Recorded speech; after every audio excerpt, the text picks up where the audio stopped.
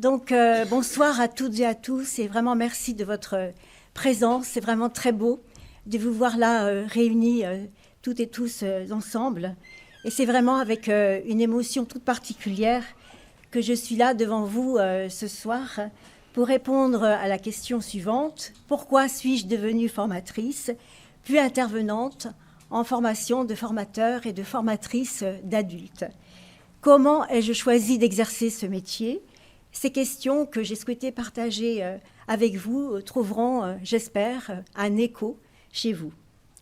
Alors, lorsque l'on est formateur ou formatrice, désormais je dirais formateur, parce que j'ai beaucoup utilisé le terme formatrice, parce que je vais vous parler de ma vie professionnelle, eh bien, il me semble qu'on ne peut pas faire l'impasse sur le fait de s'interroger sur sa propre formation, sur la manière dont on a construit ses savoirs. En ce qui me concerne, j'ai choisi de m'interroger sur les liens entre les savoirs expérientiels et les savoirs académiques avec lesquels je me suis forgée comme formatrice, donc à l'aune de cette transition que je traverse, comme tu l'as indiqué, Nathalie. Au passage, je souhaiterais tout particulièrement remercier une étudiante d'origine espagnole qui m'a appris récemment que le mot retraite en espagnol se disait jubilación. Excusez-moi, je n'ai pas du tout l'accent, je n'ai pas fait espagnol. Et vraiment, merci à elle pour cet enrichissement du spectre sémantique du terme de retraite.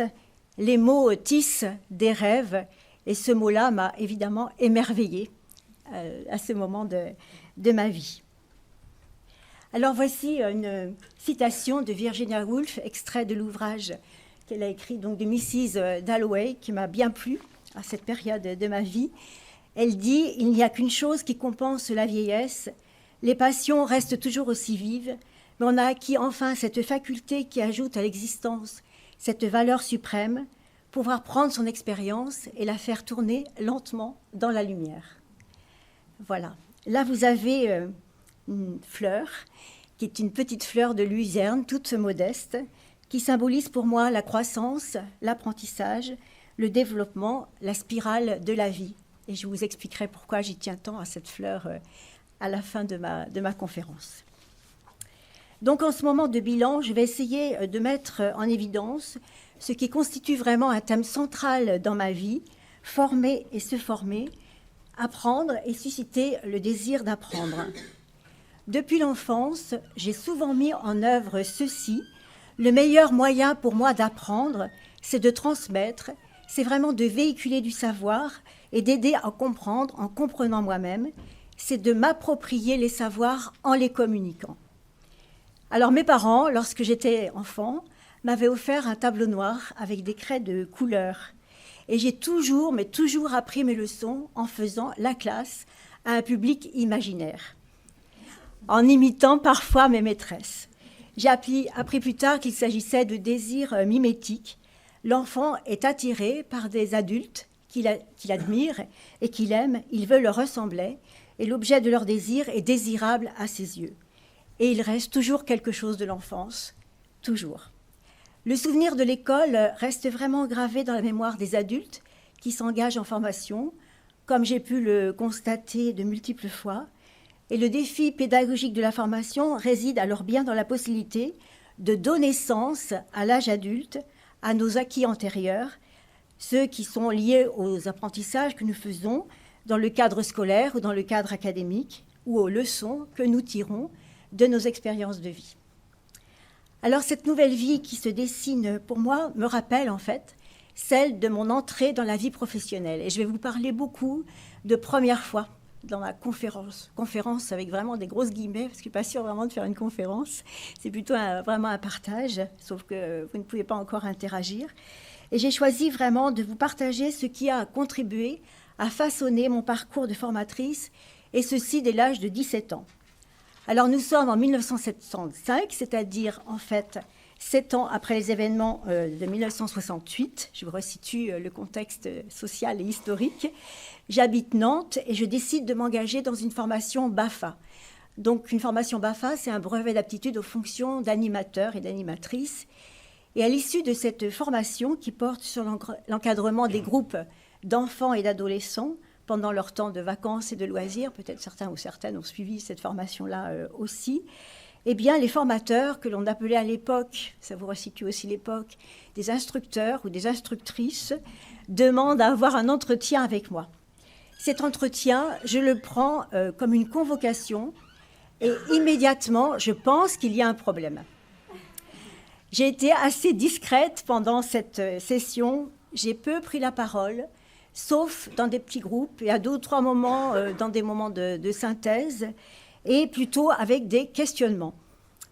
Alors aussi, j'étais assez présente lors des conversations informelles. J'étais absolument captivée par ce que les autres me racontaient, et aussi bien les formateurs que les autres participants. Et lors de l'entretien, ces formateurs m'expliquent qu'ils souhaitent que je fasse partie de leur équipe, parce que pour eux, je suis une personne capable d'animer des sessions de formation. Alors je suis vraiment interloquée d'avoir ainsi marqué les esprits. Et se pose alors pour moi, et je réalise que je vais finalement devoir encadrer. À l'époque, on disait aussi encadrer, le terme d'accompagnement n'était pas vraiment à l'ordre du jour. Et je me dis que je vais devoir avoir comme public des personnes de mon âge, voire beaucoup plus âgées, donc des adultes. Alors se pose alors pour moi de façon vraiment très intense la question de ma légitimité. Et d'ailleurs, je leur demande, mais pourquoi moi? Et ils me répondent, ta parole est peut-être rare, comme tu le dis, mais elle est juste, elle est réfléchie, et surtout elle est singulière, et nous avons apprécié la manière dont tu fais attention aux autres. Alors j'ai gardé un souvenir assez fort de cet entretien, avec des personnes que j'admirais, et qui m'a poussé à me dire plus tard que le formateur n'est pas quelqu'un qui accapare la parole, mais celui qui écoute d'abord. Et cet entretien m'a aussi conduite à penser que c'est dans le regard des autres que la personne trouve les sources de son estime de soi. Alors ça, c'était bien avant de lire l'ouvrage de Alain Caillé, intitulé « La quête de reconnaissance », où cet auteur écrit que la reconnaissance est un phénomène social total, bien avant aussi de lire l'ouvrage de Stefan Todorov dans La vie commune, qui dit que finalement quelque chose d'assez simple, qu'une des motivations principales de l'existence humaine réside dans le désir d'être reconnu par autrui. En tout cas, à la lumière de cette expérience, je me suis dit que finalement, parfois, la reconnaissance précédait la compétence. Et dans mon cas, il s'agissait d'être à la hauteur de la confiance que ces formateurs m'avaient accordée à seulement 17 ans. J'ai souvent dit depuis que la confiance est un maître mot en formation. Je crois que les étudiants que j'accompagne en ont souvent entendu parler. Et puis, je me suis souvent dit aussi depuis que la transmission, c'est vraiment cette attention que l'on porte à un autre qui fait qu'en lui surgit le meilleur de lui-même. Moi, c'est une définition de la transmission pour moi. Donc, les finalités et les choix d'action de l'organisation qui me recrutent à cette époque sont à ce moment-là centrés sur une conception de la personne et de la société en référence à la pensée de Emmanuel Mounier, qui est un philosophe qui est à l'origine du mouvement personnaliste en France et qui est fondateur de la revue Esprit. Il s'est rejoint par Ricoeur ensuite. Alors cette organisation s'inscrit dans la dynamique de l'éducation populaire que certaines d'entre vous connaissent très bien, je pense, qui reconnaît que chaque personne, même la moins bardée de diplômes, est porteuse de savoir et de savoir-faire et qu'il s'agit, en tant que formateur, d'accompagner les personnes dans leur droit à l'éducation tout au long de leur vie et de formation tout au long de leur vie. Donc une dynamique d'éducation populaire qui vise aussi le développement du sens critique et qui m'a toujours vraiment paru essentiel dans le métier de formateur. Je n'ai pas trop le temps de développer là, mais c'est vraiment quelque chose de très, très important. Donc je garde de cette première expérience dans cette organisation la croyance vraiment forte au potentiel de transformation, d'évolution des personnes. Ça, c'est quelque chose qui est très ancré en moi, ce qui m'a conduite ultérieurement à m'opposer aux conceptions fixistes, aux dérives essentialistes de la notion d'identité, dont j'ai beaucoup discuté dans ma thèse et également dans mes recherches ultérieures. Et ça, c'est vraiment grâce à la rencontre de nombreux auteurs dont je parlais tout à l'heure. Et ça m'a permis de penser que identité rime le plus souvent avec altérité et que le plus souvent aussi, la notion d'identité n'est concevable qu'après l'altérité. et ça, j'y reviendrai aussi. Et puisqu'on parle d'altérité, dans ma pratique de formatrice, j'ai toujours eu besoin de me référer à des penseurs de l'éducation et de la formation, et à des références finalement composites qui ont constitué autant d'outils épistémologiques, théoriques, méthodologiques pour mieux comprendre et étayer la formation des adultes et leur apprentissage. Donc, à mes 17-18 ans, je découvre le métier de formatrice ainsi que le nom d'intellectuel, de pédagogue vraiment de renom que vous connaissez toutes et tous, dont nous avons d'ailleurs beaucoup appris en formation des adultes. On a quelquefois tendance à ne pas reconnaître tout cet héritage-là. Il s'agit entre autres de Montessori, de Freinet, de Claparède. Et j'entends parler aussi pour la première fois de Piaget, alors dans ces sessions de formation où là j'exerçais comme animatrice toute jeune donc. J'entends aussi parler de Carl Rogers, de Max Pagès, de Eugène Enriquez, qui me font découvrir les fondements de la psychosociologie. Je commence aussi, ça c'est une lecture très importante, à lire Jacques Ardoineau. Son concept d'altérité épistémologique qui reconnaît la diversité des savoirs m'intéresse beaucoup à cette époque-là, ainsi que son concept d'autorité.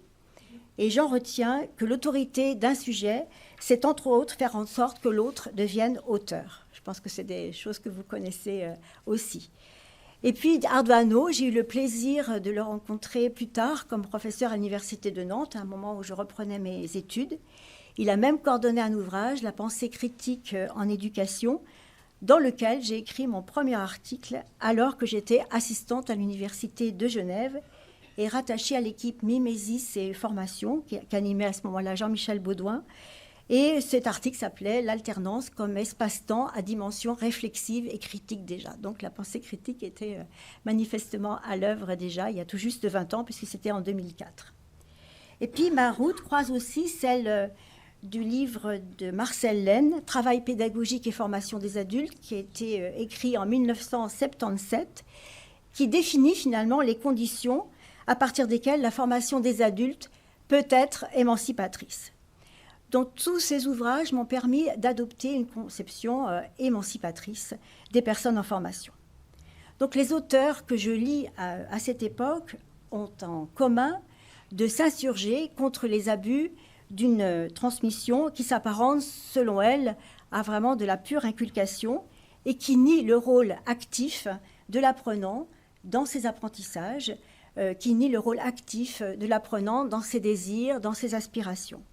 Et ces personnes, nous les rencontrons fort heureusement aujourd'hui. Et certainement que vous êtes là aussi parce que vous êtes en train de vous penser, en tant que formateur ou formatrice, que les facteurs individuels d'engagement en formation sont vraiment très, très importants.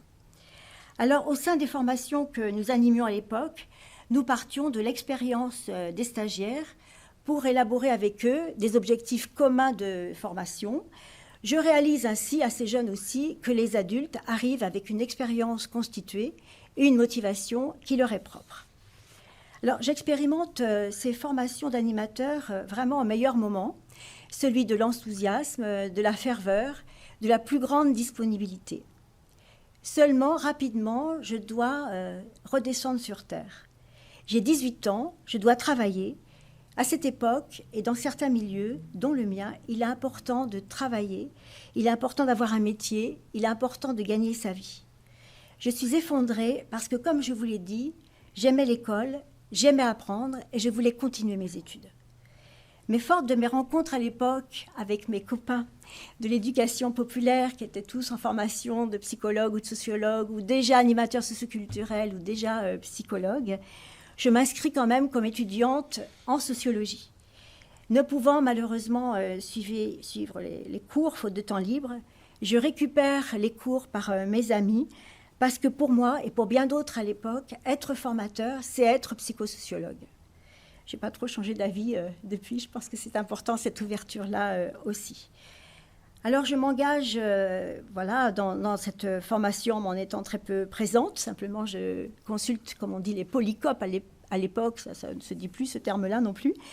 J'obtiens finalement de ma famille la possibilité de faire des études supérieures courtes, tout en travaillant. Alors à l'époque, c'était un BTS, assistant de direction trilingue, je traduis en Suisse peut-être. C'est un brevet, voilà, avec 2 ans après le bac, on va dire, après la matu, pour parler vraiment, voilà. Donc c'est des études vraiment courtes et très techniques. Donc c'est un BTS d'assistant de direction trilingue. Et à l'issue de ce BTS, je travaille 2 ans dans une entreprise où, par chance, un collègue m'informe que son épouse recherche une formatrice précisément dans l'école où j'ai fait mon BTS, pour des cours du soir d'abord. Et une fois par semaine pour remplacer les mamans qui s'occupaient de leurs enfants. Donc je rencontre le directeur de l'école en question qui se souvient de moi lorsque j'étais élève. Donc encore là, une nouvelle reconnaissance. J'ai alors 22 ans et je donne des cours auprès de publics vraiment très variés d'adultes, entre autres des femmes en recherche d'emploi ou en convention de conversion. Il y avait tout un tas de sigles à l'époque, voilà, avec tous les types de publics voilà, concernés par telle ou telle formation. Je donne aussi des cours, on disait ça aussi à l'époque, à des personnes en situation d'illettrisme. Je prépare des personnes aussi à préparer des concours de la fonction publique parce que j'étais toujours attirée par la question de l'expression écrite. Et ce métier me passionne, vu la diversité des personnes que je rencontre. Ce métier me passionne en fait dans sa dimension relationnelle. Ça n'a pas trop changé depuis non plus. Et je me sens proche de ces personnes malgré mon jeune âge. Et surtout, je me sens proche d'elles parce que je suis admirative de leur volonté de s'en sortir, d'augmenter leur pouvoir d'exister. Et ça me touche beaucoup.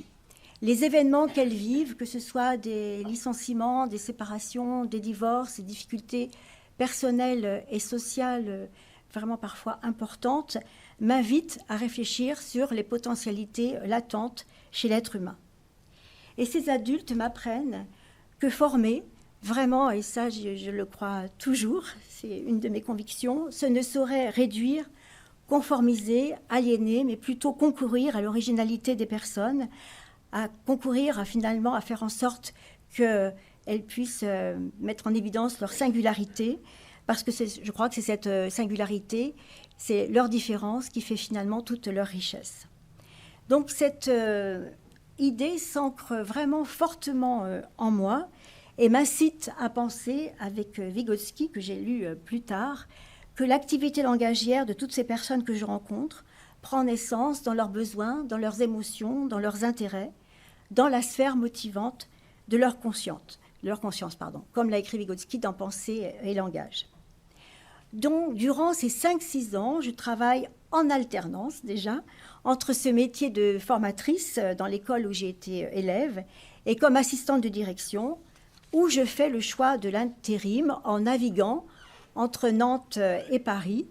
Ça m'a permis vraiment de connaître des secteurs extrêmement divers et des organisations variées dans leur taille.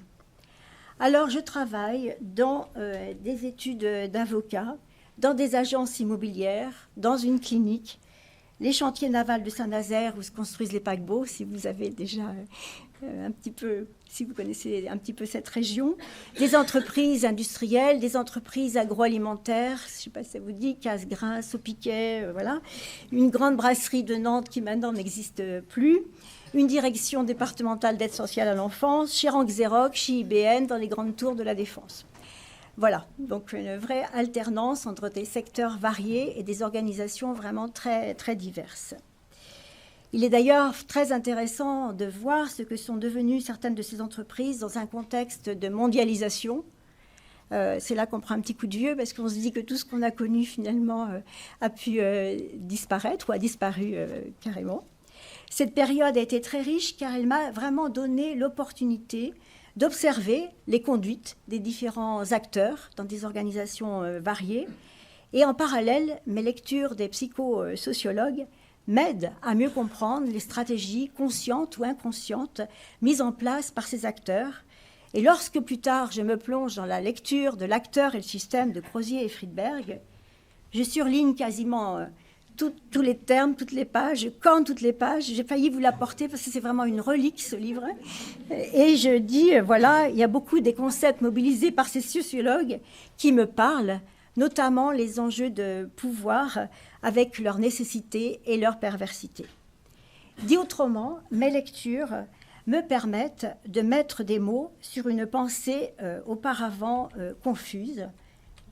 Et à ce moment-là, je me dis, mais cet ouvrage me marque vraiment, et je vous assure, et il y a certains étudiants qui sont témoins de ça, que je conseille encore fortement cet ouvrage aux étudiants, parce que je pense que ça leur permet vraiment de comprendre la complexité des organisations dans lesquelles ils sont engagés, aussi tout leur environnement professionnel, pour qu'ils puissent vraiment mieux se situer, par exemple en tant que stagiaire, parce que j'ai beaucoup accompagné, comme certains et certaines le savent, les stagiaires, futurs formateurs d'adultes dans des lieux de stage. Donc, dans ces organisations de travail, je suis très vite initiée à la part langagière du travail, en étant amenée à rédiger des écrits professionnels et à communiquer au sein de cultures vraiment différentes, chacune avec son langage, son jargon, ses lexiques et ses genres discursifs variés. J'ai retrouvé vraiment cette même diversité de contextes organisationnels dans les lieux de stage où sont engagés donc, les étudiants qui se forment en alternance ici à l'Université de Genève. Leur accompagnement nécessite la mise en place de nombreuses relations partenariales avec différents milieux professionnels, avec différents acteurs, avec lesquels j'ai vraiment toujours eu le souci d'une parité d'estime. Ces étudiants, futurs formateurs d'adultes, quittent l'espace formatif pour aller vers un lieu autre, l'entreprise, vers un lieu qui leur paraît parfois étrange, en tout cas étranger, parfois risqué, parce que les missions confiées aux étudiants sont quand même, sollicitent chez eux beaucoup de responsabilités, même s'ils sont accompagnés par ailleurs. Je vois dit oui dans la salle, c'est vraiment des missions qui ne sont pas forcément faciles, loin de là. Et à ce moment-là, je me dis que moi, ça suscite chez moi une certaine idée, parce que je vois leur appréhension. Et je crois que mon intérêt pour l'écriture professionnalisante vient de là. C'est-à-dire que j'ai vraiment pensé que l'écriture pouvait les aider à relier ces deux pôles en tension que sont l'entreprise et le lieu de formation, et que cette écriture pouvait jouer un rôle majeur comme interface structurante entre formation et travail. Alors à 27 ans, après quelques années de ma propre alternance entre vie professionnelle en entreprise et mon métier de formatrice en cours du soir et les mercredis, je décide de postuler à l'éducation nationale dans un CAFOC, c'est un centre académique de formation continue, dont le rôle est d'assurer l'ensemble des prestations de formation et d'insertion dans le cadre donc, de l'Académie de Nantes. Donc les formations-là étaient ouvertes vraiment à toute personne qui souhaitait se former, quel que soit son statut, quelle que soit sa provenance, quelle que soit en fonction de ses disponibilités, en fonction de son projet. Et le leitmotiv étant toujours, il est important de se former tout au long de sa vie. Ça, c'est vraiment ce qui revient toujours. Donc, en alternance, toujours avec un travail à temps plein dans ce centre académique, je débute là ma première aventure universitaire en 1989, à l'âge de 31 ans. J'entreprends une formation de DUFA, c'est un diplôme universitaire de formateur d'adultes. Et je plonge vraiment avec délice dans ce diplôme. En même temps, ma hiérarchie m'encourage à suivre une formation qu'elle finance et qui est qui concerne la formation de devenir formatrice en entreprise, en fait, vu ma connaissance de ce monde. Donc, je suis une formation d'intervenante en entreprise. Et dans ma vie professionnelle au CAFOC, j'accueille à ce moment-là des employés d'une grande banque française envoyés en formation de façon obligatoire par leur hiérarchie. Certains postes étaient appelés à disparaître. Il s'agissait que ces personnes montent en compétences, comme nous l'avait expliqué le DRH de l'époque, et leur motivation à se retrouver en formation était quasi nulle. Je devais aller les chercher quelquefois au bistrot du coin. Enfin, c'était vraiment très compliqué à ce moment-là. Voilà. Elles se sentaient vraiment stigmatisées de par leur envoi en formation. Et pour celles et ceux qui connaissent ces travaux de Philippe Carré, il s'agissait vraiment d'un motif prescrit. Alors, ce motif prescrit apparaît ici au milieu d'autres motifs que pour les personnes qui ont suivi le cours Motivation et dynamique d'engagement en formation, je pense que vous connaissez. Pour les autres, vous découvrez. Là, forcément, je m'interroge sur la question de savoir mais comment susciter et maintenir le désir d'apprendre de ces personnes Et je me demande aussi à quelles conditions les apprentissages qu'elles réalisent en formation peuvent être transférés à leur situation de travail. Et je me rends compte que ces personnes, finalement, prennent goût à la formation, mais vivent assez mal le retour en entreprise, parce qu'il n'y a pas de transfert vraiment possible, et que surtout, il y a une absence de reconnaissance de leur effort de s'être engagés en formation, et une absence de reconnaissance des compétences qu'elles ont pu construire en formation. Et là, par chance encore, je rencontre pour la première fois Jean-Pierre Boutinet. Je vois que tout le monde connaît un petit peu Jean-Pierre Boutinet, et qui a été vraiment une figure importante pour moi à l'époque. Il donne une conférence à Nantes, où je vais, même pas dans le cadre de ma formation, parce que je me dis ça, tiens, anthropologie du projet, ça m'intéresse beaucoup. Et en effet, la vision anthropologique du projet de Boutinet m'intéresse vraiment beaucoup, et elle m'invite à imaginer, en lisant aussi son livre, que la formation n'a de sens que finalement si elle est l'instance de médiation entre le projet individuel du salarié, le projet organisationnel de formation, donc de l'entreprise, la gestion des ressources humaines et l'organisation du travail. Donc j'avais appelé ça le PIF, le PAF et le POF. C'est un moyen mémotechnique pour me rappeler. Le plan d'action de formation, c'est le PAF. Ça m'a fait rire en faisant la dia parce que j'ai vu qu'au-dessus, il y avait PUF. Donc ça faisait PIF, PAF, PUF. Voilà.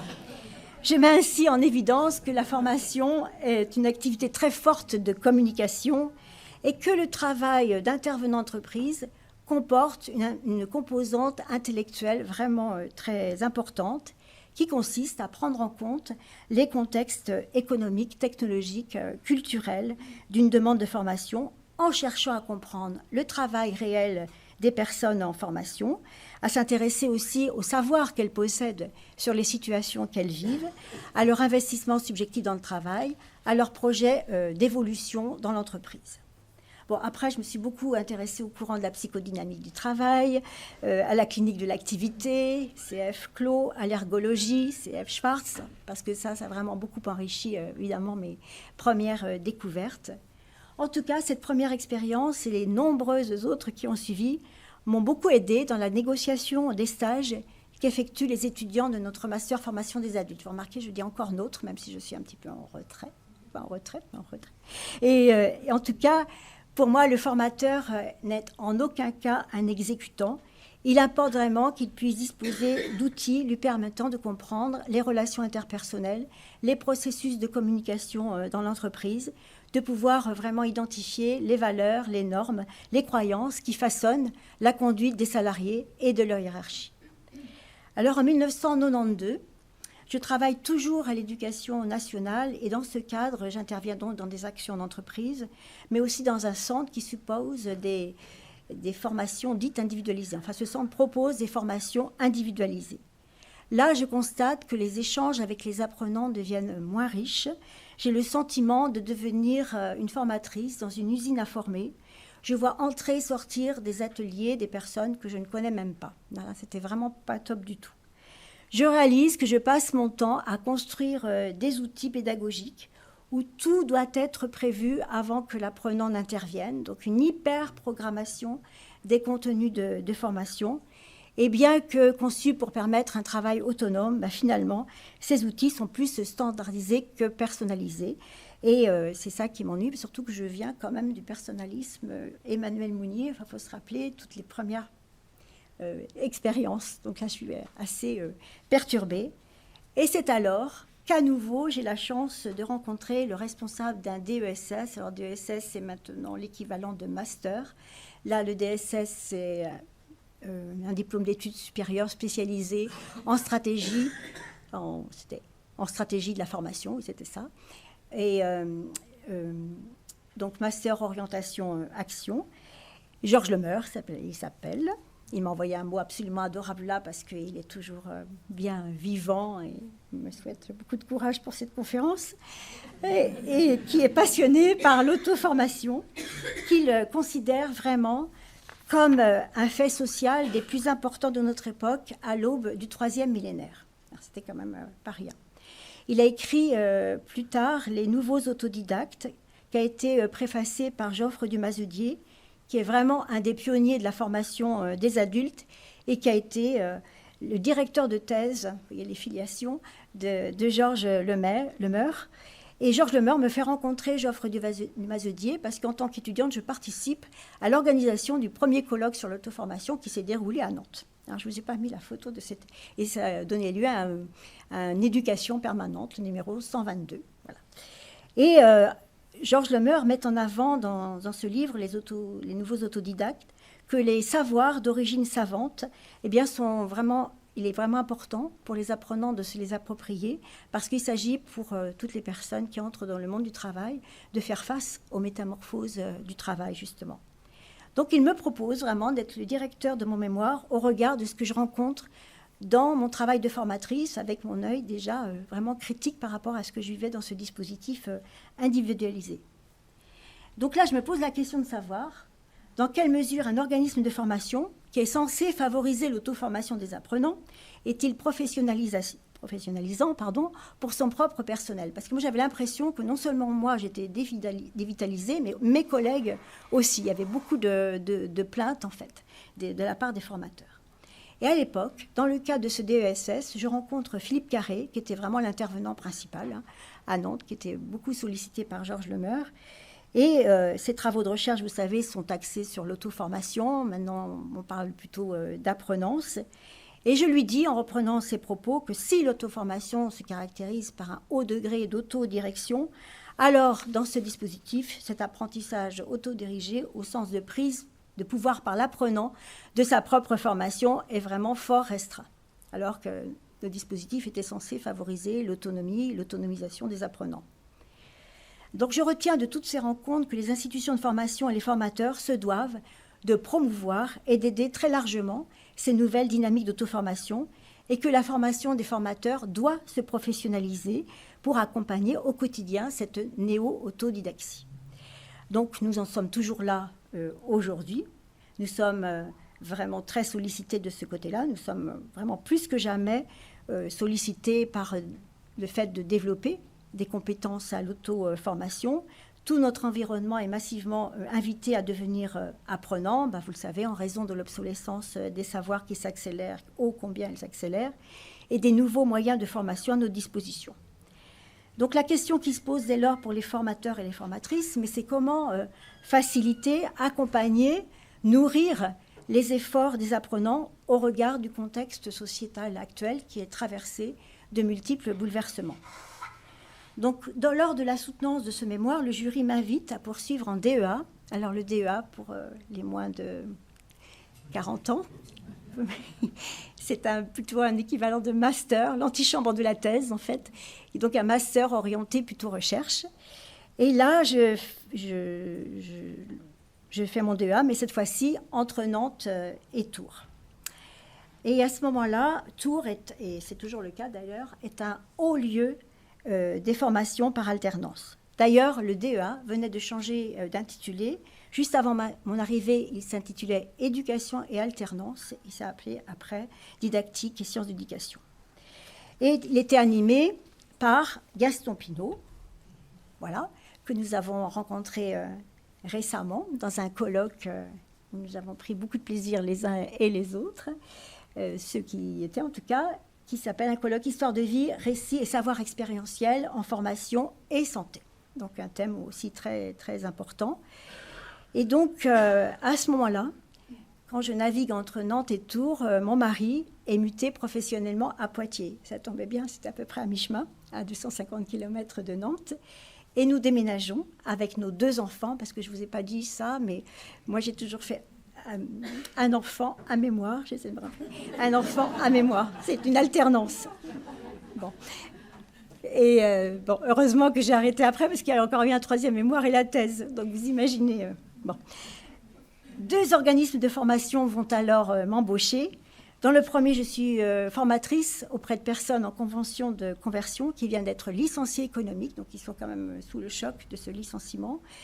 Et puis dans le second, je forme des futurs assistants de direction. Je reviens ainsi en quelque sorte à mon premier métier. Comme quoi ça sert d'avoir un BTS, assistant de direction, pour travailler à Poitiers. Voilà.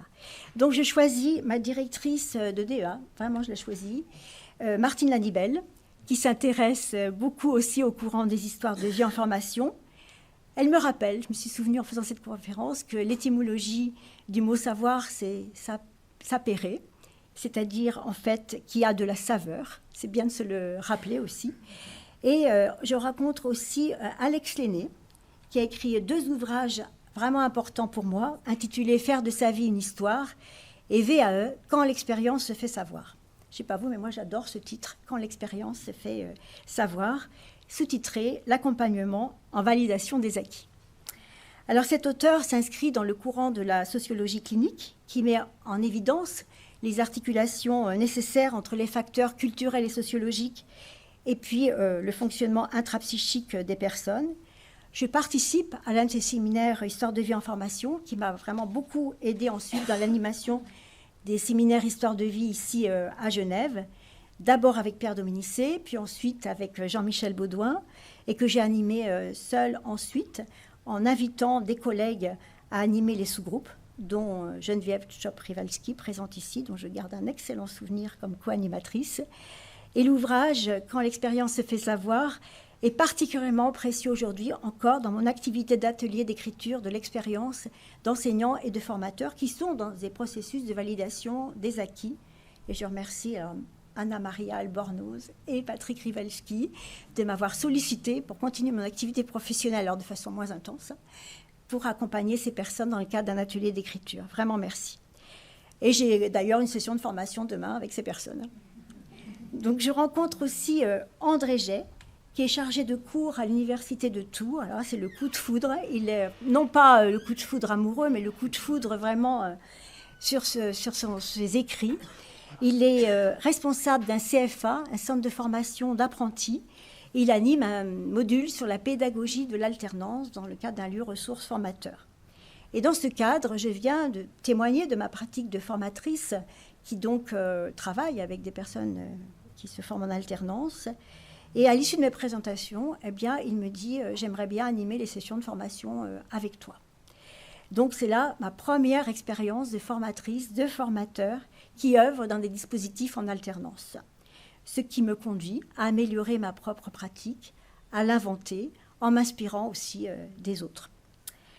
Donc son livre « L'école de l'alternance » met en lumière que l'alternance est une modalité de formation très ancienne qui remonte au compagnonnage et qui dépassait, comme vous le savez, seul apprentissage traditionnel où on imite simplement, où on observe les gestes du maître.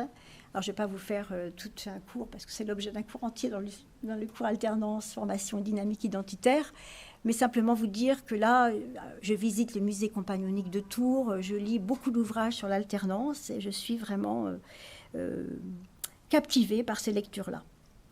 Donc, grâce à toutes ces lectures, je comprends que l'alternance renvoie à l'apprentissage, qui concerne toujours l'apprentissage orienté vers l'agir versus l'analyse de cet agir. Et en étudiant différentes configurations de formation en alternance, parce que par la suite j'en ai étudié quand même un certain nombre, j'observe que les configurations de l'alternance, ou le principe de l'alternance, se conçoit toujours selon une sorte de matrice où interagissent des savoirs d'origine multiple. Alors ça vous dit certainement quelque chose aussi, que ces savoirs mis en circulation dans le contexte de l'alternance, aussi entre collusion, complémentarité, tension, contradiction. Il y a d'une part donc des savoirs expérientiels qui sont acquis dans les contingences et les régularités des situations de travail et de vie. Et ce sont des savoirs insus, incorporés, parfois non formulables, qui sont composés d'habitudes, de sens commun, aussi de savoirs qui sont appropriés, subjectivés quand les personnes suivent des formations. Les personnes ne se rendent même pas compte qu'elles ont acquis certains savoirs. C'est fait partie simplement de leur manière de faire, de penser et d'agir. Et puis, il y a des savoirs dits savants qui sont, eux, issus de la recherche et des organisations spécialisées dans l'objectivation des professions. C'est des savoirs disciplinaires qui sont transformés en savoirs enseignables, des savoirs aussi qui sont issus d'experts d'une profession et qui sont traduits dans des référentiels. On connaît très bien les référentiels. Et comme c'est important de les connaître, mais comme c'est important aussi de pouvoir s'en émanciper pour pouvoir parler en jeu par rapport à ces référentiels. Donc en parallèle, en 1995, le travail de master recherche s'élabore. J'interviewe des formateurs en formation en alternance de l'AFPA, l'Association de formation professionnelle des adultes à Tours. Je suis moi-même référente professionnelle pour ces formateurs qui viennent voir comment je fais les cours là avec des personnes en alternance. Et je commence alors là une activité vraiment intense de lecture pour constituer une revue de littérature sur l'alternance. Alors là, je navigue entre des références composites vraiment variées, qui oscillent entre le learning by doing de Dewey. Alors je pourrais dire pour chaque référence beaucoup de choses, mais bon, je pense que ces références vous sont familières. Le praticien réflexif de Schoen, pour ceux qui ont suivi le cours psychologie de l'apprentissage adulte, le praticien réflexif, l'épistémologie de la connaissance de Piaget versus le mouvement dialectique entre pensée et action de Vygotsky, le courant, alors que j'ai découvert ici, du workplace learning de Billett, les travaux de Leive et Wenger aussi, et puis le courant d'anthropologie allemande qui m'a particulièrement passionnée, qui montre toute l'importance de la mimésis. Donc la littérature que j'ai pu consulter au fur et à mesure des années me confirme qu'il est important dans l'alternance de prendre en compte la notion d'activité. Il n'y a en effet pas d'apprentissage sans activité, c'est-à-dire par rapport à la tâche prescrite, sans mobilisation d'un sujet. Et c'est ainsi que je me suis appuyée sur le courant de la didactique professionnelle qui développe l'idée que la fonction d'alternance est vraiment de révéler les écarts entre le prescrit et le réel, ou entre les savoirs académiques et les savoirs professionnels, pour les prendre comme des potentialités d'apprentissage. Donc, dans cette perspective, il s'agit de travailler les tensions, les contradictions avec les alternants pour construire des ponts, tisser des liens et permettre la construction de compétences par couplage organisateur. Et là, je reprends l'idée de Varela, que j'avais pas mal travaillé dans mon DEA, couplage auto-organisateur, entre les acquisitions scolaires ou académiques et les apprentissages au travail ou du travail. Et en 1998, dans le cadre d'une mutation professionnelle de mon mari, il m'a fait aussi vivre beaucoup d'alternance, eh bien, nous déménageons en Savoie. Donc, j'ai écrit dans mon master, dans mémoire de master, qu'il était essentiel, j'avais vraiment écrit en conclusion, pour un formateur d'être assez confiant, mobile, géographiquement, socialement, intellectuellement, pour pouvoir m'adapter à des environnements variés et changeants. Et alors, je veux bien tenter l'aventure. Alors, ça fait l'objet d'un certain nombre de discussions et de négociations. Et je me dis que je vais vivre à nouveau intimement, l'alternance. Donc, 2 mois après notre installation à Chambéry, sur les conseils de Martine Lindibel, qui souhaitait me suivre en thèse, mais ça faisait un peu loin à Nantes et Genève, je prends contact avec Pierre Dominicé pour une co-direction. Finalement, Pierre Dominicé a dit non, je préfère tout seul, qui veut bien m'accorder un entretien. Et je me souviens de ce moment, vraiment, c'était un très, très beau moment.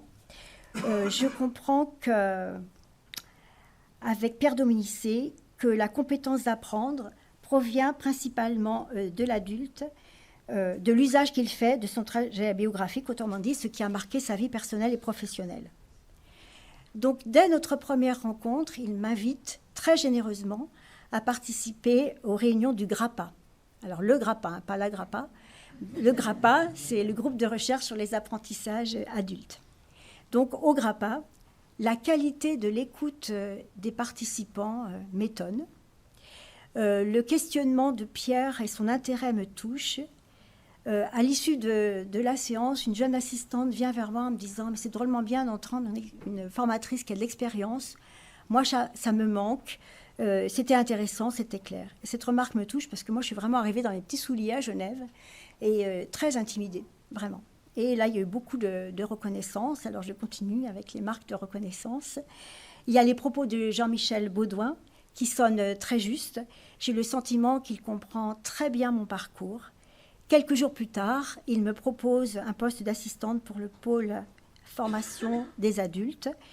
Et Jean-Michel Baudouin me dit d'emblée que, je le cite, « Je vais faire merveille auprès des jeunes étudiants formateurs, mais aussi avec les étudiants en reprise d'études. » Alors ça, c'est plutôt aux étudiants de le dire.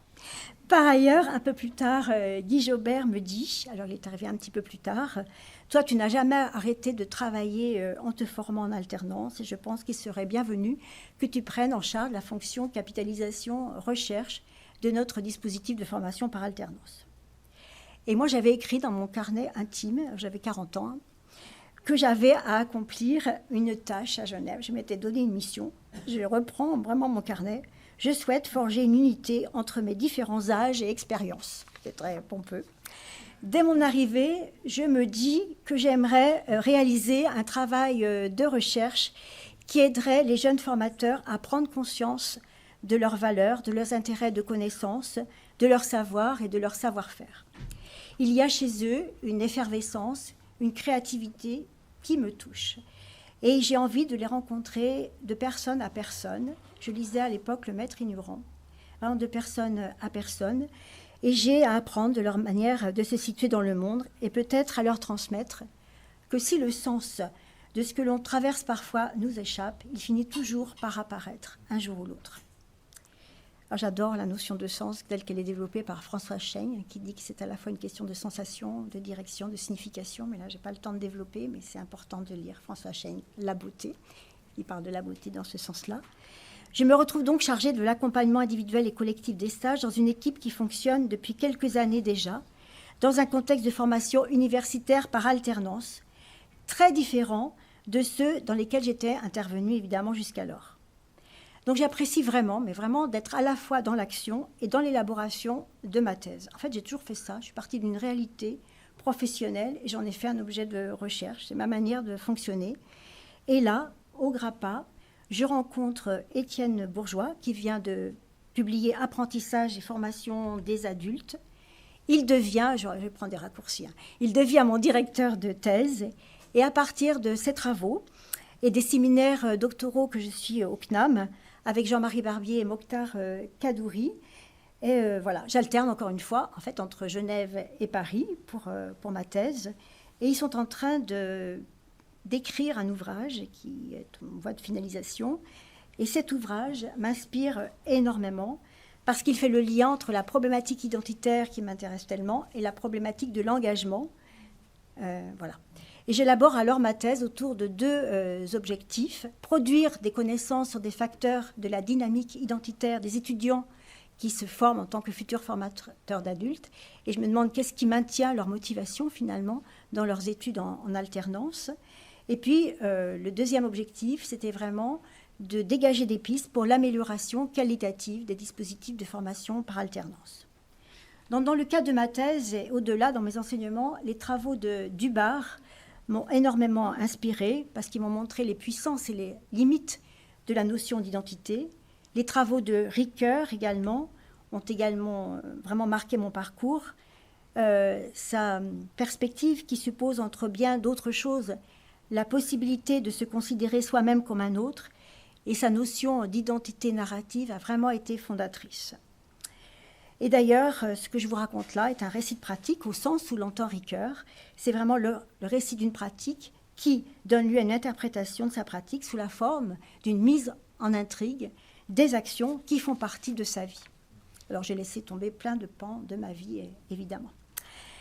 Donc cette perspective m'a d'ailleurs beaucoup aidé, la perspective de Ricoeur, à accompagner les étudiants pour les aider à rendre compte, à justifier de leur parcours, justifié au sens noble du terme, en lui donnant sens. Alors, une des premières choses que j'ai faites en arrivant à Genève, ça a été de lire les rapports de stage produits par les étudiants impliqués dans ce dispositif, pour savoir comment les étudiants vivaient leur alternance. Et je me souviens avoir constaté que peu de ces rapports intégraient des références conceptuelles et théoriques susceptibles de contribuer à la problématisation de leur activité dans les différents milieux de travail dans lesquels ils exerçaient en tant que stagiaires. Donc très imprégnée par les penseurs, les praticiens de l'alternance à ce moment-là, toujours d'ailleurs, je me suis alors demandé si les alternants ne vivaient pas leur alternance de façon plus juxtapositive que réellement intégrative, alors même que ces rapports de stage étaient à la fois adressés et à l'université et au milieu de travail. Ce qui faisait que les productions étaient assez insipides et sans saveur, parce que se mettaient en conformité avec les attentes supposées à la fois des enseignants et à la fois des formateurs. Donc à partir de ces constats, ma thèse est apparentée d'une certaine façon à une recherche-action qui a consistait à expérimenter un dispositif orienté vers le développement de démarches réflexives au service du développement de l'identité et de la construction des compétences professionnelles des étudiants. Donc en travaillant avec Sabine Van Hul, qui a écrit Des savoirs en jeu au savoir en jeu, et en même temps qu'on assurait la coordination de l'ouvrage Alternance en formation, qui est paru à Raison éducative, ma thèse prend la forme d'une recherche-action et aussi, ce n'est pas incompatible, d'une recherche universitaire de l'analyse des processus réflexifs et appropriatifs qu'enclenchent les étudiants. Donc c'est d'une certaine façon une étude des processus de subjectivation des savoirs. Dans cette perspective, la formation n'est donc pas tant de faire apprendre que de donner les moyens à l'apprenant de faire quelque chose de personnel de ce qu'il apprend. Et là, l'ouvrage rédigé par Étienne Bourgeois, que je vous conseille vivement, parce qu'il est vraiment... Non, mais c'est vrai, je sais pas du tout, on en est... Voilà. Et vraiment tout à fait approprié, adéquat, où l'idée que l'apprenant puisse trouver sa voie, VOX et VOI-E, c'est vraiment très intéressant parce que ça rejoint complètement ce que je vous dis depuis le départ, c'est-à-dire que là, je retrouve la visée émancipatoire de la formation, où la personne peut affirmer sa singularité, ce qui n'exclut pas, comme je l'ai écrit avec Anne Giraud dans un livre intitulé « Les apprentissages professionnels accompagnés », le rôle essentiel opéré par les intervenants, que ces intervenants soient des formateurs universitaires, enseignants, ou que ce soit des référents professionnels dans le monde du travail. Et ces médiateurs, je préfère quelquefois médiateurs que formateurs d'ailleurs, ou accompagnants que formateurs. Dans les formateurs, il y a toujours un peu, on l'a dit souvent, l'idée de formatage. Eh bien, ces intervenants, ils ont pour rôle de penser, de provoquer, de susciter des processus de changement chez celui ou celle qui apprend. Et il me semble que l'apprentissage est une affaire, en effet, de transformation de soi et de son agir dans des conditions formatives qui relèvent d'un espace transitionnel et protégé, encore une notion bien approfondie par Étienne Bourgeois, dans lequel les tâtonnements et les erreurs sont permis, d'autant plus lorsqu'il s'agit de personnes qui font l'expérience d'épreuves de passage. Et les étudiants de l'alternance font l'expérience d'épreuves de passage et de transition. Voilà. Mais je pense que c'est le cas de la plupart des personnes qui s'engagent en formation. Parce que je pense que de toute façon, nous sommes tous des alternants permanents entre des espaces-temps différents, quelquefois contradictoires, qu'il s'agit de conjuguer. Ça, je pense que l'alternance, c'est un peu la vie quand même. Voilà. Cette perspective a fait germer en moi l'idée d'une démarche de portfolio qui a visé, qui vise à favoriser l'insertion et le développement professionnel des étudiants. Et l'objectif, c'est que les étudiants collectent finalement des traces de leurs apprentissages pour construire leur expérience professionnelle et leurs compétences. Alors, afin de les aiguiller, je partage avec eux un certain nombre de références, comme par exemple les travaux de Leif et Wenger, qui mettent en évidence que l'apprentissage est relié à leur participation à une communauté de pratique. Je sollicite aussi les travaux de Ricoeur sur la reconnaissance de soi. En même temps, je mobilise tout ce que j'ai pu, évidemment, moi-même investiguer. Aussi les recherches sur la validation des acquis de l'expérience. Voilà, je pense que c'est important de les partager dans le cadre de l'animation des portfolios. Donc l'objectif du portfolio, c'est d'amener les étudiants à prendre conscience des différents lieux de savoir et communautés de pratique dans lesquels ils sont engagés. Et il s'agit aussi de se reconnaître et de se faire reconnaître par les acteurs, par lesquels ils vont être embauchés par la suite. Et je pense vraiment que la reconnaissance de soi par soi, elle passe d'abord et avant tout par la reconnaissance par autrui. Donc ce parcours de reconnaissance demande du temps et un travail réflexif, où les étudiants identifient et valorisent leurs apprentissages, tout en élaborant un trait d'union entre les différentes ressources des savoirs expérientiels et académiques, et rédigent une sorte de bilan de compétences. Donc pour les guider, je partage avec eux des pistes de réflexion qui leur permettent de repérer les connaissances qu'ils ont acquises grâce à leur lecture, à leurs rencontres, à leurs cours, où ils rédigent leur autobiographie professionnelle, en s'interrogeant sur leurs évolutions, en énonçant aussi leurs difficultés, leurs tensions, quel formateur ou formatrice ils souhaitent devenir, quelle fonction ils souhaiteraient investir plus particulièrement. Aussi, ils ont la possibilité de se remémorer, bien sûr, les motifs pour lesquels ils ont choisi de s'engager dans une telle formation. Ils se questionnent aussi sur leurs valeurs formatives et éducatives. Et puis, je leur demande de représenter leur cheminement, leur questionnement, leurs étonnements à l'aide de vidéos, de dessins, de métaphores. Enfin, tout est possible. Voilà. Et finalement, je n'ai pas fait de vidéo ce soir, mais c'est un peu ce que j'ai fait ce soir, un peu mon bilan. Alors, je ne vous ai pas beaucoup parlé de mes recherches sur l'alternance, mais j'espère que je les ai un peu illustrées ou incarnées via cette rétrospection sur mon parcours. Alors, juste cette slide pour vous dire le nombre juste d'ouvrages que j'ai coordonnés ou auxquels j'ai contribué. Je pense que si je veux vraiment résumer en 3 lignes, j'explore l'alternance pour en dégager finalement des dynamiques de construction des savoirs, où j'interroge la conception dualiste de l'alternance. Je ne dis pas, enfin, ça m'énerve de plus en plus d'entendre dire que d'un côté il y a la théorie et la pratique. Je pense que c'est vraiment une simplification très, très abusive, où il y aurait les apprentissages au travail puis les apprentissages en formation, où j'interroge donc cette représentation dualiste pour appréhender les processus d'apprentissage plutôt sous l'angle de l'engagement, en regardant comment ça se passe du côté des facteurs individuels et situationnels susceptibles de favoriser cet engagement. Et je travaille beaucoup aussi sur la question de médiation. Voilà, alors à compter 45 ans, 46 presque, de parcours professionnel en 45 minutes est quand même un joli défi, extrêmement délicat. J'ai dû faire beaucoup de choix, vous l'imaginez, surtout que l'esprit de synthèse, ce n'est pas vraiment ma qualité première, franchement. J'espère que j'ai pu vous partager l'essentiel, à savoir vraiment la grâce et la puissance de certaines rencontres dans la vie. Certaines m'ont vraiment révélé à moi-même, d'autres ont intensifié ma vie, d'autres m'ont permis de renaître.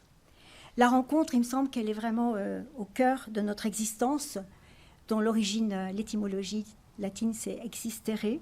Ça signifie sortir de soi. Et je remarque que dans mon parcours, c'est toujours lorsque je suis sortie de chez moi, lorsque je suis allée vers les autres, ou que les autres m'ont reconnu, que j'ai avancé en alternant entre différents lieux de savoir. Au début de cette conférence, j'ai dit l'importance de la confiance en soi, qui ne peut passer que par le fait que d'autres personnes vous font confiance, mais en même temps, je fais aussi souvent l'éloge du doute. Avoir confiance en soi, pour moi, ça ne veut pas du tout dire être sûr de soi, c'est plutôt trouver le courage d'affronter l'incertain, ne pas le fuir, trouver dans le doute la force de s'élancer, toujours grâce aux autres. Et c'est exactement ce qui s'est passé dans mes premiers pas comme formatrice, mais aussi tout au long de mon parcours.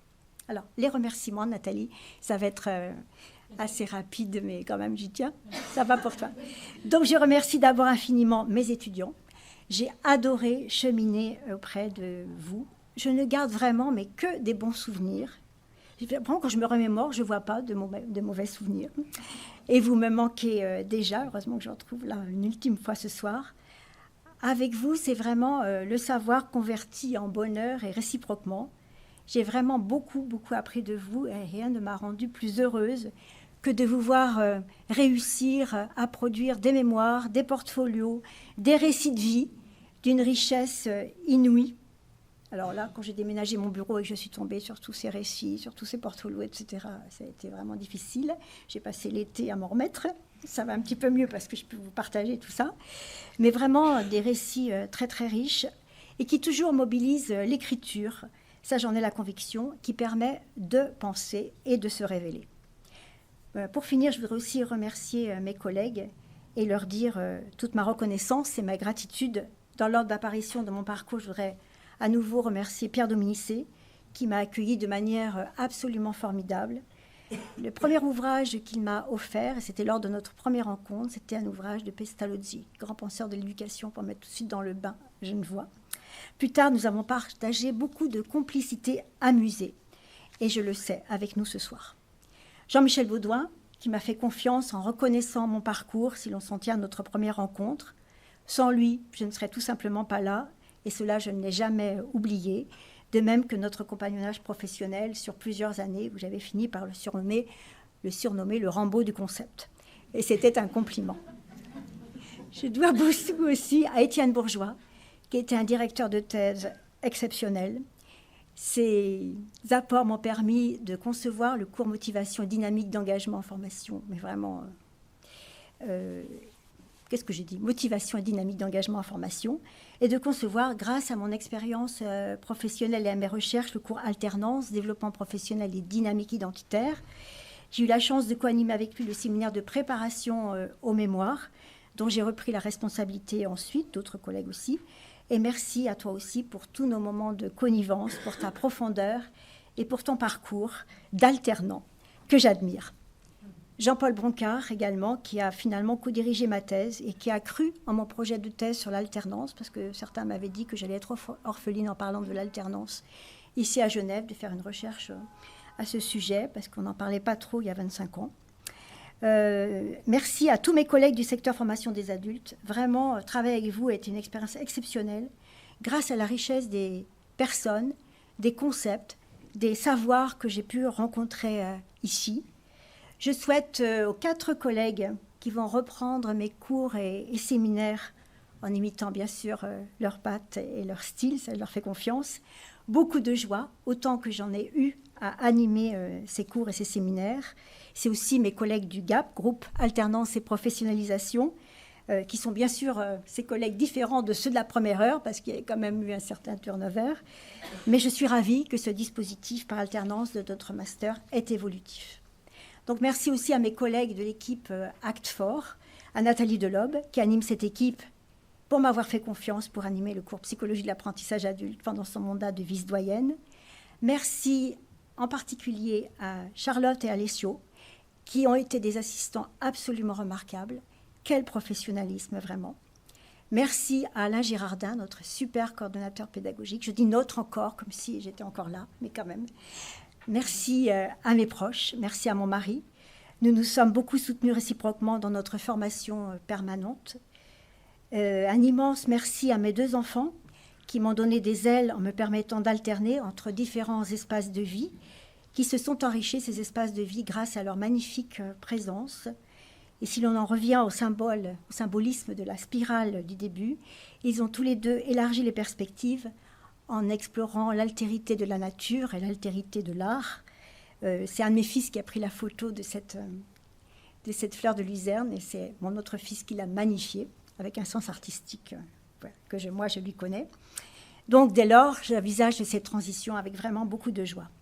Juste un mot, je me suis dit en conclusion de cette petite conférence que j'ai préparée, j'ai écrit que la petite fille au tableau noir, donc moi en train de communiquer à mon public imaginaire, se dit que les intuitions des enfants sont souvent justes, même si ces intuitions se réalisent de manière mais complètement imprévisible.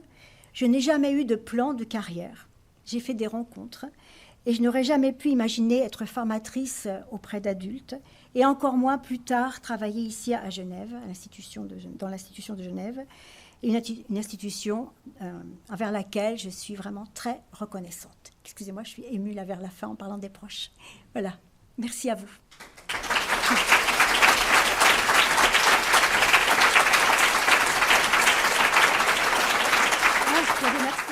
Eh bien, chère France, nous y voilà. Merci pour ce moment très intense déjà de partage. On va enchaîner avec quelques autres interventions maintenant.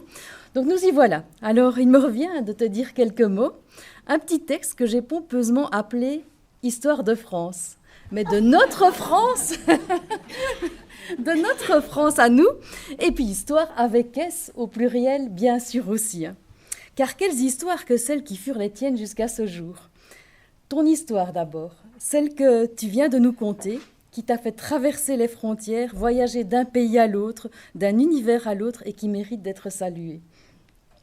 Le passage de Nantes à Genève est ce voyage sans aucun doute celui qui m'était le plus visible, mais dont je n'avais pas imaginé la longueur et les pérégrinations. Celui que tu refais encore régulièrement et qui te mène de tes racines bien ancrées dans ta région natale. Tu nous en as montré plusieurs images. Oui. À cet espace de liberté, de pérégrination et de réalisation intellectuelle abondante que tu t'es construit ici à Genève. Ce voyage, tu viens de nous l'expliquer, fut aussi celui qui t'a mené de ton métier de formatrice, intervenante et formatrice de formateurs à ton engagement d'étudiante universitaire, de doctorante, puis d'enseignante-chercheuse. Ce voyage de l'alternance ou de la spirale d'aller-retour entre l'agir et l'analyse, entre l'expérience sensible et l'écriture réflexive que tu manies si bien et dont tu es devenue une experte reconnue. Ton parcours aussi incarne à merveille une autre histoire, la grande histoire, cette fois je dirais de la formation des adultes. Ta trajectoire et ton épanouissement professionnel sont concomitants au courant de l'éducation permanente. Tu nous en as encore présenté plusieurs pères fondateurs aujourd'hui. Je regrette toujours qu'il n'y ait pas de mère fondatrice dans ce courant, mais bon, voilà, c'était comme ça. C'était comme ça à l'époque. Le courant de l'éducation permanente, tel qu'il a véritablement éclos au tournant des années 60-70, tu as resitué les dates, dans un contexte qui était marqué par l'ambition de faire de la formation tout au long de la vie un levier d'émancipation individuelle, tu l'incarnes, de promotion sociale, de construction d'une société plus égalitaire et démocratique. Cet idéal, il est profondément ancré en toi. Tu l'as transmis, je pense, à des générations d'étudiants aussi. Et l'approche biographique en particulier t'a nourri et tu lui es resté fidèle, comme en témoigne le titre et le contenu de la conférence que tu viens de nous donner. Dans ton approche des enjeux et des processus qui sous-tendent la professionnalisation des adultes, tu mets clairement l'accent avant tout sur la construction de la personne, sur la façon dont son identité professionnelle prend sens et cohérence dans son histoire personnelle. C'est vraiment, dans les travaux du bar, la transaction identitaire biographique qui te parle le plus, qui a la primauté dans ton esprit et dans ton cœur, avant les enjeux de développement des organisations, de finalité productive, d'ingénierie et de gestion de ce qu'on appelait alors, par contraste, la fonction formation. Ce qui ne t'a toutefois pas empêché, au fil de ta riche carrière, d'expérimenter et d'affiner, avec beaucoup d'ingéniosité, une belle panoplie d'outils ou de dispositifs d'apprentissage, de médiation formative, au service justement de cet enjeu de construction identitaire, tel que par exemple, tu viens d'en parler encore, l'écriture réflexive et le portfolio. Alors l'histoire pour toi, chère France, c'est aussi le récit de vie, évidemment, comme méthode simultanée d'enquête et de développement auprès, avec, par et pour les adultes engagés en formation. Ces innombrables, et tu viens encore de les citer, ces innombrables histoires personnelles où tu invitais les étudiants et participants en formation à se dire et à se raconter, où tu les invitais aussi, pour leur mémoire notamment, à collecter les récits d'autres, t'ont permis d'appréhender et de comprendre en profondeur, avec toute la finesse et la rigueur qui te sont propres, les subtiles dynamiques de l'engagement et de l'apprentissage en formation. Tu as ainsi marqué de ta patte personnelle un très riche courant de recherche, impulsé à Genève par Pierre Dominicé et porté aussi par d'illustres prédécesseurs dont certains sont ici présents dans la salle. Tu les as cités aussi. Alors, l'histoire, enfin, fait référence à toutes ces petites histoires qui émaillent nos vies, ces aventures et mésaventures, ces moments de joie, mais aussi ces déconvenues, ces déceptions parfois, ces histoires d'amitié et ces coups de cœur qui nous animent. Cela fait pour ma part 7 ans à présent, depuis que j'ai rejoint Genève, que nous partageons ensemble une part de ce que j'appellerais nos petites histoires. Ces moments de vie partagés m'ont permis en particulier d'apprécier ton sens de l'écoute attentive, de l'empathie bienveillante, mais aussi ta force de caractère, ta détermination dans la réalisation de ce qui te tient à cœur, ta capacité à rebondir face aux aléas, à surmonter les obstacles aussi, à trouver ta place partout. Nos petites histoires partagées m'ont aussi permis de découvrir, et je l'ai encore vu ce soir, un certain sens de l'art théâtral ou de la mise en intrigue, on va dire, grâce auquel tu rends les choses finalement vivantes et passionnantes, où tu racontes, tu donnes une intensité à la vie, tu transformes les actes et les décisions en scénarios parfois à suspense, ou moi je dirais même presque parfois en épopée romanesque. Je pense en particulier à ce passage à la retraite qui, je ne sais pas si le mot retraite te convient, mais bon, appelons ça comme ça, hein, qui en est quand même une belle illustration, tant il fut, et il y a toujours, je pense, une sacrée histoire, une histoire d'hésitation et d'ambivalence, hein, c'est un cap quand même important, mais aussi derrière ça, surtout une histoire, je pense, d'attachement et d'affection profonde pour toutes les personnes qui ont fait un bout de chemin avec toi, comme en témoigne aussi le monde ici présent dans cette salle ce soir. Alors, France, tu as tenu dans notre équipe, cette équipe que qui était là avant mon arrivée à Genève, hein, tu as tenu dans notre équipe un rôle central. Tu en étais la doyenne et tu nous as apporté ta sérénité, ton engagement, ta générosité sans faille. À chacun et à chacune de nous, tu as pu, et d'autres prendront la parole après moi, tu as pu laisser un héritage, transmettre une partie de ton expertise. À titre personnel, à moi dont je vais le dire rapidement, mais à moi dont le prisme d'analyse est d'abord celui des dynamiques et des phénomènes organisationnels, tu lègues ta centration, ton attention permanente à la personne avant tout. Et pour tous ces apports partagés en équipe, mais aussi dans le secteur formation des adultes de notre université, France, nous te remercions infiniment. Alors, il est encore quand même un sens du mot histoire dont je dirais peu tant il te convient mal. C'est celui d'histoire passée ou ancienne, avec sa coloration un peu vieillotte, figée et nostalgique. Alors certes, tu passes aujourd'hui à un autre chapitre du livre de ton histoire, mais tu as encore tellement de choses à écrire, à vivre et à partager, à commencer par ces 80 pages que tu as écrites cet été pour préparer ta conférence de ce soir. Elles nous ont beaucoup effrayés, Alain et moi, quand on a essayé de caler le déroulé de la soirée, mais aussi elles m'ont pleinement rassurée. Dans cette étape n'est pas un livre qui se ferme du tout, mais bien de nouveaux projets qui s'ouvrent, ça c'est très clair. Nous te les souhaitons riches, audacieux, remplis de joie et d'amitié surtout. Pour commencer avec toi l'écriture de cette nouvelle page, je vais très vite laisser la parole à d'autres personnes qui ont compté pour toi et pour qui tu as aussi toi-même compté. Toutes n'ont pas pu être là ce soir, donc une partie de messages, je te les transmettrai par ailleurs. Et j'ai également prévu un livre d'or, je le montre à tout le monde pour que vous ne l'oubliez pas, dans lequel chacun pourra laisser des petits mots lors de l'apéritif. Il y aura photos et petits mots possibles pour coller tout ça dans ce livre d'or. Alors, pour tout ça, chère France, vraiment un immense merci, infiniment. Et surtout, beaucoup, beaucoup de plaisir et de joie jubilatoire, vraiment, dans toutes les découvertes et les nouvelles pages de l'histoire que tu vas pouvoir écrire à présent. Voilà, alors je voudrais d'abord et avant tout remercier Nathalie de m'avoir donné l'occasion d'être parmi vous ce soir, de retrouver toute une série de personnes avec qui j'ai cheminé ici pendant un certain nombre d'années. Et de pouvoir t'adresser ces quelques mots. Alors, au passage aussi, merci pour cette passionnante évocation de ton parcours. J'ai appris encore beaucoup de choses et c'était vraiment passionnant. Alors, ça fait quand même quelques années. Nos premières rencontres remontent au début des années 2000 et depuis lors, nos collaborations ont pris diverses formes. Il y a eu d'abord, tu l'as évoqué, l'aventure de la thèse que j'ai co-dirigée avec Jean-Paul Broncard, tu le disais, et qui fut l'occasion d'approfondir avec toi la question des dynamiques identitaires en formation et qui nous ont beaucoup occupés ensemble par après, dans de nombreuses années. Il y a eu aussi cette participation, ta participation active et stimulante dans notre équipe de recherche. Alors, je rejoins totalement ce que Nathalie disait sur la qualité de ta présence, de ton rôle dans cette équipe de recherche que j'ai dirigée ici entre 2009 et 2016, avant que Nathalie reprenne le flambeau. Il y a eu aussi ces mémoires qu'on a accompagnées ensemble, les thèses de doctorat aussi, le cours, tu évoquais, séminaire d'accompagnement de mémoire.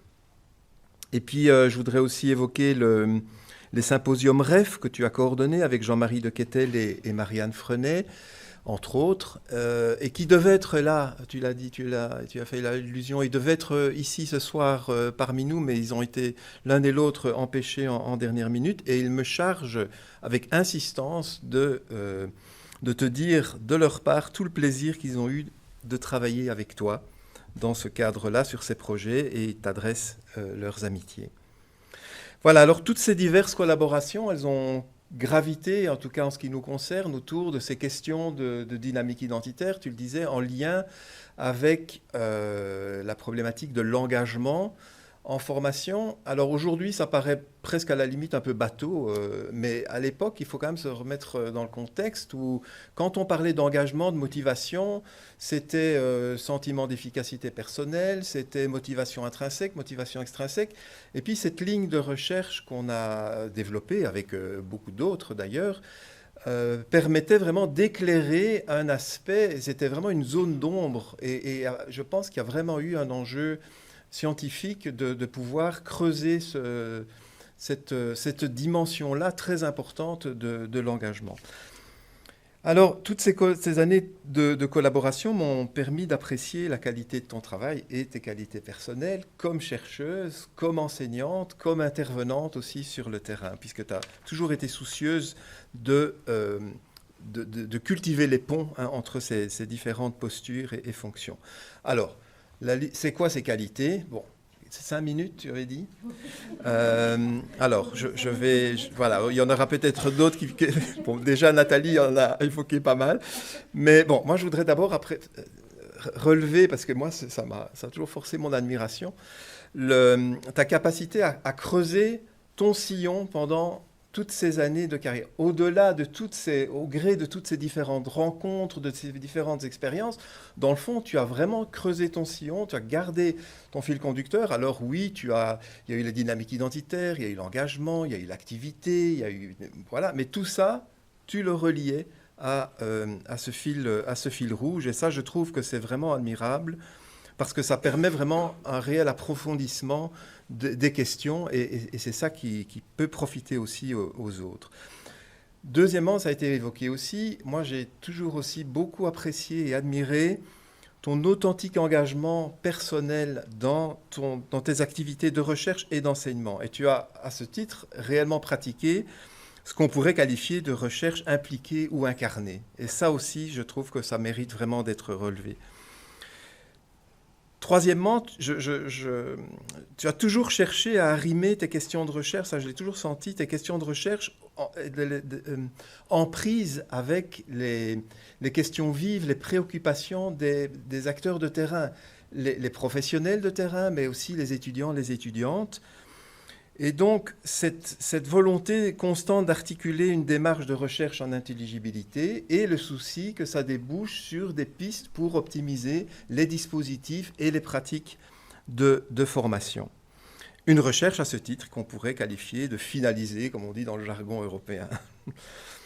Enfin et surtout, je voudrais pointer encore une fois, Nathalie l'a déjà fait, mais tes grandes qualités humaines d'écoute, d'empathie, de bienveillance, de respect à l'égard des personnes que tu associais dans tes recherches, mais aussi des étudiants, des étudiants. Et nous, comme tes collègues, avons pu bénéficier aussi à divers titres de toutes ces qualités humaines. Et voilà, je voudrais tout simplement pour tout cela, chère France, te remercier de tout cœur, te dire combien je suis heureux et honoré d'avoir pu croiser ta route pendant toutes ces années, et je te souhaite bon vent pour cette nouvelle tranche de vie qui s'ouvre à toi. Voilà. Alors, je vais parler au nom d'Emma et de moi-même. Je vais vous lire un texte qu'on a coécrit, un court texte, voilà, qui qui aborde vraiment la thématique du portfolio qu'on a pu vivre avec toi tout au long de ce master, en tout cas pendant une période. Donc durant le master, nous avons eu l'opportunité de réaliser un portfolio qui a déjà été présenté par Thémo juste avant. Donc quel est l'intérêt de ce portfolio? Comment nous sommes-nous lancés dans ce processus d'écriture de son soi professionnel? Nous avons découvert cette démarche durant le stage de fin de master l'année passée. D'un point de vue stratégique, il était recommandé de noter des éléments clés à intégrer dans le portfolio au fil de notre stage, au fil de nos expériences, afin de garder une trace fidèle à la réalité. Et nous avions donc toujours quelque part en tête ce portfolio et une vague idée de la forme qu'on voulait lui donner, mais rien de vraiment concret. Je parle ici pour nous deux. Il nous a paru plus facile de nourrir ce portfolio avec un peu de recul dans les quelques semaines qui ont suivi notre stage. Pour sa mise en forme, nous avons trouvé intéressant d'écrire à partir de compétences clés, soutenues par des exemples concrets à l'origine de ces dernières, qui ont émergé durant notre parcours. Cette illustration par compétences nous a permis de réfléchir à notre posture d'étudiante et de formatrice en devenir. Nous avons pu mettre en lumière l'évolution professionnelle et personnelle constatée durant nos études.